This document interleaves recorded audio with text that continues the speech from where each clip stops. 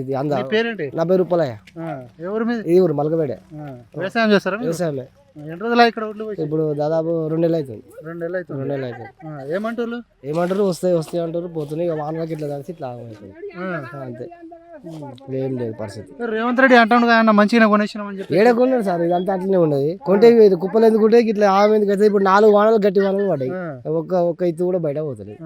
గట్ల రాసులు వేసి ఇప్పుడు ఏం తక్కువ 10 లారీలు దాకా వెళ్తాయి. వడ్లు అయితే తడిసిన పంట కూడా కొంటా అని చెప్తుండ్రు రేవంత్ రెడ్డి. ఇప్పుడు దాకా ఉండలే, ఇంకా 4 రోజులే టైం ఉన్నది. అదే మరి ఎట్లా కావాలి ఇది పరిస్థితి అని మేము అంటున్నాం అంతే. ఇది సంగతి.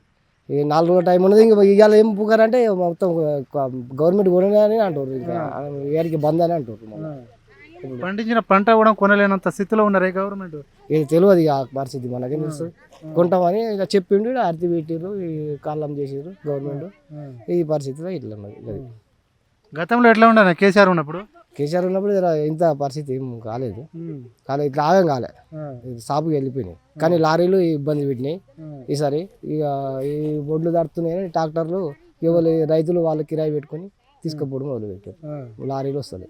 అది ఇప్పుడు మీరు వడ్లు అమ్ముకోలేదు, మళ్ళీ వ్యవసాయం చేసుకోవాలంటే పైసలు ఎక్కడి నుంచి తీసుకొస్తారు? అప్పు చేసుకోవాలి. ఇట్లా ఖరాబ్ అవుతా అంటే మీద వేసుకొని కూర్చోవాలి. రైతులు రాజం చేస్తానని చెప్తున్నారు రేవంత్ రెడ్డి. చేస్తే ఎప్పుడు చేస్తుడు, అది రాజు అవ్వపడుతుంది. రాజు అవ్వపడేది గిడ ఒడ్లు కుప్పలు అవ్వపడుతుంది. ఇదే రాజు, ఈ కుప్పను చూసుకుని రాజు అంతే పరిస్థితి. కనీసం రైతు బంధు వేస్తుండ మరి? రైతు బంధు అయితే మొన్న వరి కోసం ముంగట వేసింది. లాస్ట్ మూమెంట్ లో ఈ వరి కోసుడు రైతు బంధు వేసుడు సేమ్ ఒకటే. యూరియా బస్ అప్పుడు కొరత ఎట్లా ఉండే? అప్పుడు బరాబరి ఉండే. ఇప్పుడు ఏందో బుక్ చేసుకోవాలన్నాడు ఫస్ట్. మరి మార్పు అని రేవంత్ రెడ్డి ఏరి కోరి తెచ్చుకున్నారు. ఎట్లా ఉంది మరి? ఏరుకోరి ఎవరు చేస్తారు? ప్రజలు తెచ్చింది, ఒక్కరు చేస్తే సమస్య కాదు. అది అంతా రాష్ట్రం మొత్తం చేస్తేనే ఆయన సీఎం అయ్యాడు. దానికి నేను ఒక్కరిని చేసిన, ఆయన ఒక్కడు చేసినాడు, ఆయన పరిపాలన అట్లా, ఈయన పరిపాలన ఇట్లా అనేది ఏం లేదు అందులో. ఇప్పుడు రైతులు నష్టపోతారు. ఇప్పుడు దాదాపు ఇంట్లో తీస్తే ఒక 10 బస్తాలు 20 బస్తాలు తరుగు పోతుంది. అది నష్టం ఎవరికి?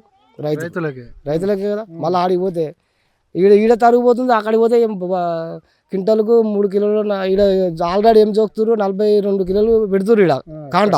ఆడేం చెప్తుండు, నాకు తరుగు వస్తుందని ఇవి 2 ఇంకా ప్లస్ 3 5 కిలోలు తరుగు తీసేస్తాడు. కటింగ్ అవుతుంది మిల్లు కాడ కంపల్సరీ. అయ్యో ఇది పరిస్థితి. కటింగ్ లేకుండా కొంటున్నామని చెప్తారు. కటింగ్ లేకుండా ఎడ కొంటారు వాళ్ళు? కటింగ్ లేకుండా కొంటనే లేదు అసలు ఆ పరిస్థితి. కేసీఆర్ గత ప్రభుత్వం కేసీఆర్ ఉన్నప్పుడు ఎట్లా ఉండే? ఇప్పుడు రైతాంగం కేసీఆర్ ఉన్నప్పుడు కేసీఆర్ ఉన్నప్పుడు వాస్తవానికి పెట్టిన కాంచెల్లి సాపుకి వెళ్ళిపోయింది మాలు. ఇంత నష్టం ఏం కాలే. ఇప్పుడు ఇది ఆరిద్ర మురకశీల కదా, రోని వరకే లాస్ట్ అయిపోయింది. ఇది మురకశీలలో కూడా ఇంకా కళ్ళం లాస్ట్ అవుతలేదు. ఇలా సభలు పెట్టి చెప్తుండగా రైతులు రాజం చేస్తున్నాము, ప్రతి గింజ ఎవరిని చేస్తుండో అది తెలియదు మాకు. తెలియదు కానీ మా పరిస్థితి అయితే ఒకరు రాసులు ఒక్కొక్కరు బస్తాలు నెట్టు కొట్టారు, బస్తాలు నింపి నెట్టు కొట్టారు. బాధ అవుతుంది మీకు? బాధ చాలా బాధ అవుతుంది. రేవంత్ రెడ్డికి చెప్పలేము అది. 5 సంవత్సరాలు ఉంటాడు చెప్పలేము అది. ఎట్లా వచ్చేది ఉంటే అట్లా వస్తుంది. దానికి ఏం చెప్తాం మనం? ఫస్ట్ ఇది చేయలేము కదా.